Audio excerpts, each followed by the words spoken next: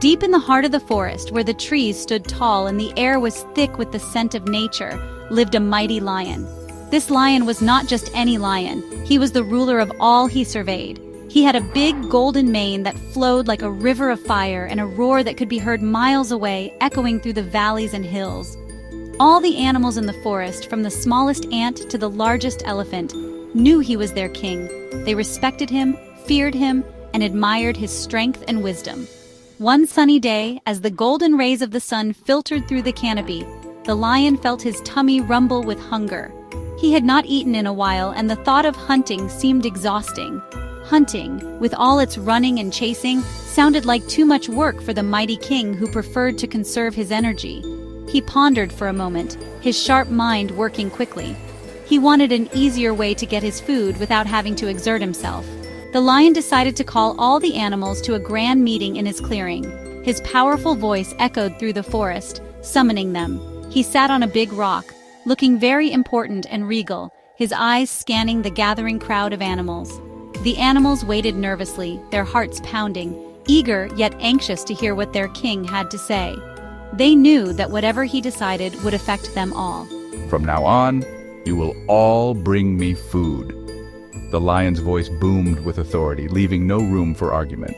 The animals looked at each other, knowing their lives were about to change. The animals were terrified. What would they do? The lion was too strong to fight. A little rabbit named Roger watched from behind a bush. Roger was small, but he was clever. He knew he had to think of a plan. Roger hopped his way through the forest, thinking hard. He had to outsmart the lion, but how? Then he saw the old well. An idea popped into Roger's head. He scurried back to the other animals. I have a plan. We can trick the lion. We just need to be clever and work together.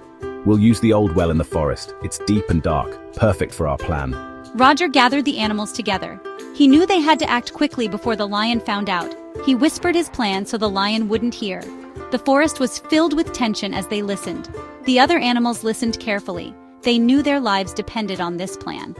Roger explained that they would use the lion's own reflection to scare him.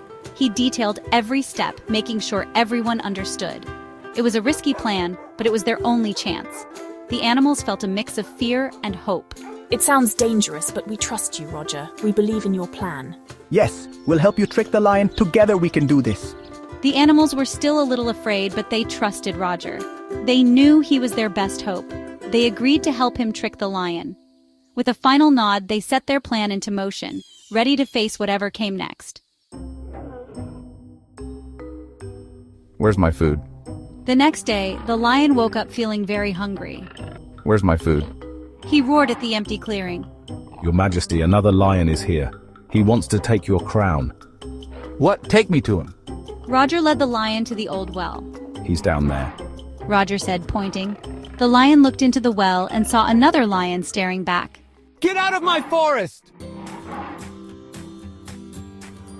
The lion in the well roared back, his voice echoing through the forest, sending shivers down the spines of the other animals. They had never heard such a terrifying sound before. Furious, the real lion jumped into the well to fight what he thought was another lion. His anger blinded him, and he didn't realize it was just his own reflection in the water. The animals heard a big splash as the lion hit the water. The sound was so loud that it echoed through the trees, making the birds fly away in fright. Roger, the clever rabbit, peeked over the edge of the well. He had to see if his plan had worked. His heart was pounding with anticipation. The lion was trapped at the bottom of the well. He couldn't get out. The walls were too steep and slippery for him to climb. Hooray! The animals cheered in unison, their voices filled with relief and joy. They had been living in fear of the lion for so long. All the animals cheered, their happiness echoing through the forest. They felt a sense of freedom they hadn't experienced in a long time. Roger had outsmarted the mean lion. His cleverness had saved the day, and he stood tall, proud of his achievement. They danced and sang, celebrating their victory. The forest was filled with music and laughter, a stark contrast to the fear that had once dominated their lives. From that day on, the animals lived without fear. They roamed freely, enjoying the peace and tranquility of their home. They had learned that brains are better than brawn, and that clever thinking can overcome even the most daunting challenges. and even the smallest creature can be the bravest. Roger's bravery and intelligence had shown them all that size doesn't matter when it comes to courage.